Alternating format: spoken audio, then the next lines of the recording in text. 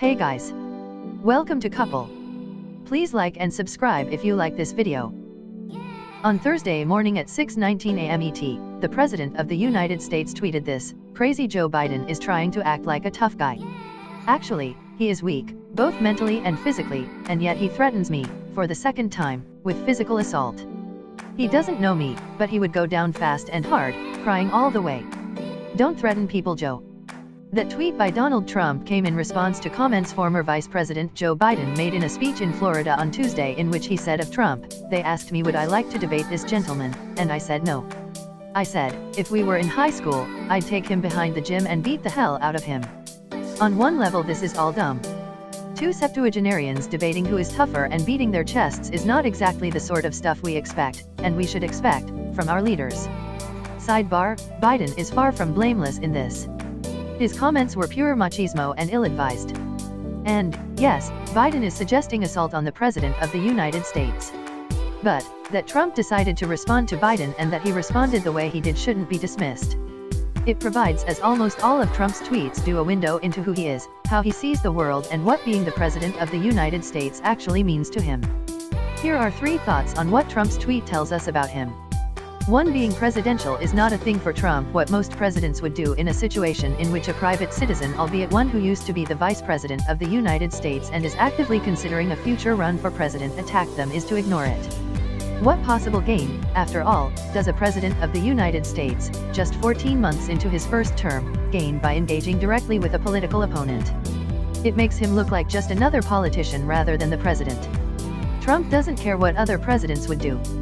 Or, he cares in the sense that it likely spurs him to do the opposite. He has made a career out of zigging when everyone else zags. So, if most presidents would ignore Biden, Trump goes after him and punches back 10 times harder than he got punched. Trump has zero concern for whether doing so is presidential. 2. Trump sees himself as a street fighter at his core. Donald Trump is a New York kid who grew up feeling like he was always on the outside looking in, having to scrap his way to get into the places he wanted. That image doesn't totally jibe with the reality of growing up as the son of a wealthy real estate developer, but I digress. For Trump, combat more the rhetorical kind than the physical kind is what he knows best. He likes having an opponent, a foil, someone he can use as a punching bag to score points with the people who support him. In that, Biden is perfect. A Democrat who was part and parcel of the Obama administration, who screwed everything up in the first place. And on and on and on. Trump, in his mind's eye, is also a tough guy, a big, imposing figure who isn't just some schmuck in a suit. He peppers virtually every speech he gives with tales of his strength, his toughness, his manliness. Other people may make idle threats, but not me, Trump is forever suggesting. You step to me and I'll knock your block off, or whatever the kids say nowadays.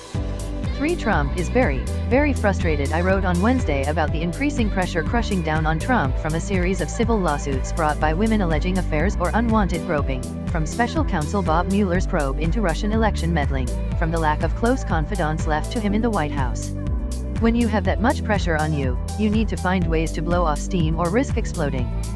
Twitter has long been Trump's pressure release valve, the way he feels he can communicate in real time with the people who truly get him, his followers.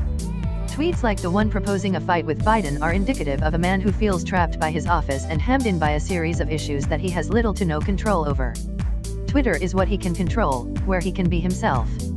I'd expect more tweets like this rather than less as the Mueller probe goes on and interviews with Karen McDougal and Stormy Daniels air over the next few days.